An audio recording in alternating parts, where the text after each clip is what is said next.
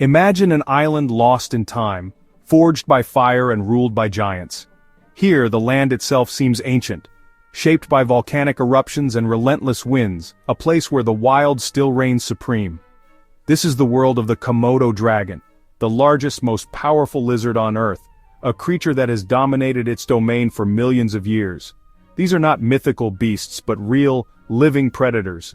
Their existence blurs the line between legend and reality. Seeing one in the wild is unforgettable. They move with ancient, deliberate power. Every step is a reminder of their lineage, stretching back to a time before humans walked the earth. Their thick, armored skin and flickering tongues make them look almost prehistoric. Each scale tells a story of survival in a harsh, unforgiving world. Komodo dragons can grow up to 3 meters long and weigh more than a grown man. Their sheer size alone commands respect and awe. But it's not just their size, it's their presence. There's an intensity in their gaze, a sense of ancient wisdom and raw power. When a Komodo dragon appears, the island falls silent. Even the birds and monkeys seem to sense the arrival of a true apex predator. They are living dinosaurs, a link to a prehistoric past. Their ancestors once roamed lands now lost to time. Their existence on these few Indonesian islands is a miracle of nature, a rare glimpse into Earth's distant history. Komodo dragons are apex predators. Nothing hunts them, and they hunt everything. Their arsenal, powerful legs, sharp claws, and a venomous bite, makes them nearly unstoppable. Their venom stops blood from clotting, sending prey into shock. Even the largest animals are not safe from their deadly attack. This allows them to take down animals much larger than themselves, dragging their catch across the rugged terrain. For centuries these dragons have patrolled their islands, masters of ambush and power. They eat almost anything, rodents, birds, even water buffalo. Their diet is as varied as the landscape they roam. Their reputation is legendary, earning awe and respect from locals and scientists alike. Stories of their power are passed down through generations. They are a symbol of wild, untamed nature. To see one is to witness the raw force of evolution in action. But what happens when the king of the island finds its kingdom empty? When the balance of nature is disturbed, even giants must face uncertainty. When the hunter can find nothing left to hunt, the story becomes one of resilience and shocking survival. The struggle for existence becomes more desperate. The Komodo dragon's fate is tied to the fate of its island. As the seasons change and resources dwindle, their future hangs in the balance. When the balance tips, even the king must adapt or perish. Only the most resourceful will survive the challenges ahead. This is the story of what happens when the world's largest lizard faces its greatest challenge. It is a test of strength, intelligence, and willpower. It's a tale of hunger, desperation, and the will to survive. Every day is a battle, every meal a victory. Welcome to the land of giants, where survival is never guaranteed, and only the strongest endure, and where the true test of a king is not in power, but in endurance. In this ancient land, every day is a new chapter in the ongoing story of survival. Komodo dragons are obligate carnivores. Meat is their only fuel, and their entire existence revolves around the hunt. Their bodies are built to break down flesh and bone, even hooves and hair, thanks to powerful jaws and stomach acids that can dissolve almost anything. This protein-rich diet powers their massive bodies, fuels their explosive bursts of speed, and gives them the strength for fierce battles over territory and mates. From the moment they hatch, they're on the hunt, starting with insects and bird eggs, then moving up to rodents and birds as they grow, always sharpening their predatory instincts. Adults can eat up to 80% of their body weight in one sitting, gorging themselves so thoroughly that they can survive for weeks, sometimes even a month without another meal. Their senses are tuned for hunting, sharp eyesight, but an extraordinary sense of smell that lets them track prey over vast distances. Using their forked tongues and Jacobson's organ, they can detect a carcass from kilometers away, following the faintest scent on the wind. This makes them expert scavengers as well as hunters, able to find food where others might miss it. Without meat, their bodies quickly fail. Energy drops, muscles waste, and survival becomes impossible in the harsh landscapes they call home. The drive to find meat is their most fundamental instinct, guiding every step and every decision. When that source disappears, the Komodo dragon faces its greatest test, enduring hunger and searching farther than ever before. Their existence depends on the health of their ecosystem and the balance of prey and predator. When prey vanishes, so does the dragon's strength, leaving them vulnerable and desperate.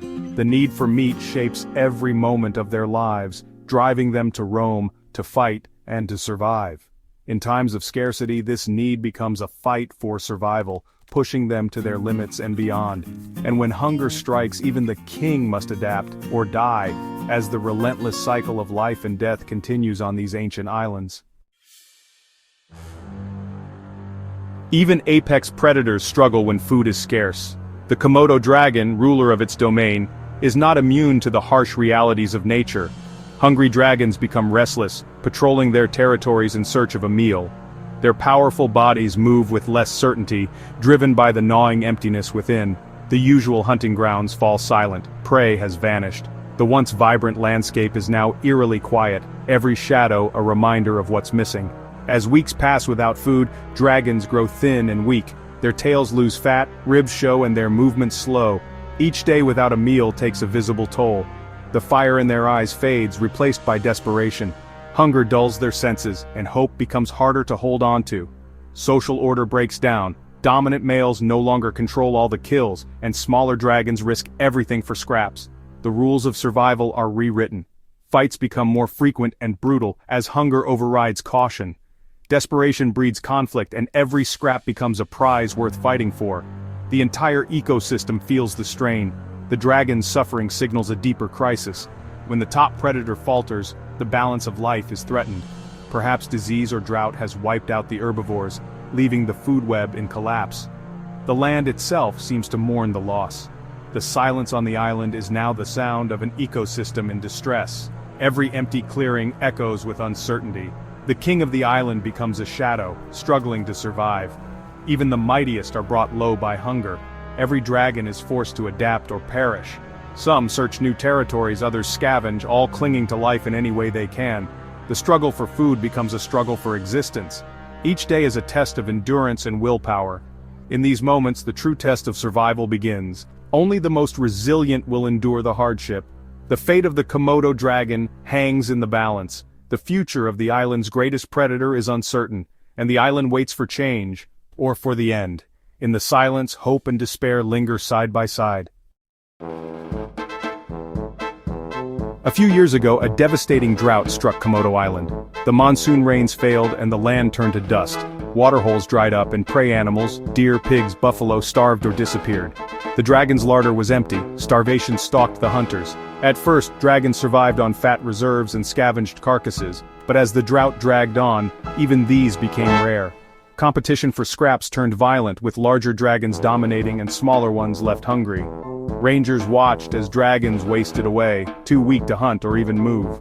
The kings of the island were brought to their knees. The drought was not just a weather event, it was an existential threat. The fate of the world's largest lizard hung by a thread. Nature's balance had been shattered, and no one knew when or if relief would come. As the drought worsened, dragons changed in ways never seen before. With prey gone, they scoured the coastline for anything edible. Dead fish, crabs, even sea turtle eggs.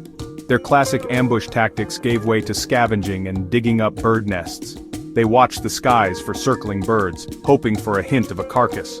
Smaller dragons began shadowing larger ones, hoping to find food, risking attack for a chance at survival. The crisis revealed their intelligence and adaptability. They became problem solvers, not just hunters. They learned to exploit new food sources and change their behavior to survive. It was a desperate but awe-inspiring display of tenacity. The dragons refused to give up, using every ounce of cunning to endure. Their adaptability became their greatest weapon. In the harshest times, they proved they were more than just predators. They were survivors. The drought was reshaping the very nature of the Komodo dragon. When all other food vanished, dragons turned on each other. Cannibalism, once rare, became a deliberate survival strategy. Large dragons hunted smaller ones. The island became a hunting ground where dragons were both predator and prey. Every encounter was fraught with danger. One mistake could be fatal. This brutal natural selection ensured only the strongest survived. By consuming the weak, the dominant dragons endured the famine. It was a harsh, but effective way for the species to persist. When the rains returned, the survivors were the toughest of their kind. The cycle of life continued, shaped by the harshest of trials. Nature's law is unforgiving, but it ensures the future of the dragons. As desperation peaked, dragons ventured closer to human settlements. Hunger erased boundaries, and the scent of villages became a lure. Rangers discovered dragons digging up graves in village cemeteries, an unprecedented and disturbing event. The community was shocked. The dragons, once respected, were now feared as ghouls. Rangers acted quickly, reinforcing graves and setting up feeding stations to lure dragons away. It was a desperate solution to a crisis that blurred the line between wild and human worlds. The incident was a grim climax to the drought, showing just how far hunger could drive even the mightiest predator. The balance between humans and dragons was shaken. The island's crisis had reached its darkest point. Survival had come at a terrible cost. Just as hope faded, the rains returned. The island transformed, parched earth turned green, waterholes filled, and prey animals reappeared. The Komodo dragon's nightmare ended. Food was plentiful again. Survivors regained strength, their bodies filling out, their confidence restored. Social order returned and desperate cannibalism faded. The shocking events at the cemetery ceased. The kingdom was reborn, and the dragons reclaimed their thrones. The rains washed away the scars of drought, leaving a recovering ecosystem. The ordeal had tested the dragons to their limits, but they endured, proving their resilience. The island's balance was restored, at least for now. The kings of Komodo had survived another trial. The Komodo dragon's ordeal is a lesson in resilience and adaptability. Pushed to the brink, they changed their behavior, endured famine, and survived. Their flexibility, switching food sources, even resorting to cannibalism, ensured their survival. The crisis revealed the fragile balance of their ecosystem and the importance of conservation. The dragon's fate is tied to the health of their world. They are symbols of endurance, having survived for millions of years. The Great Drought was just one chapter in their epic story. Against all odds, the Komodo dragon remains king of its island realm.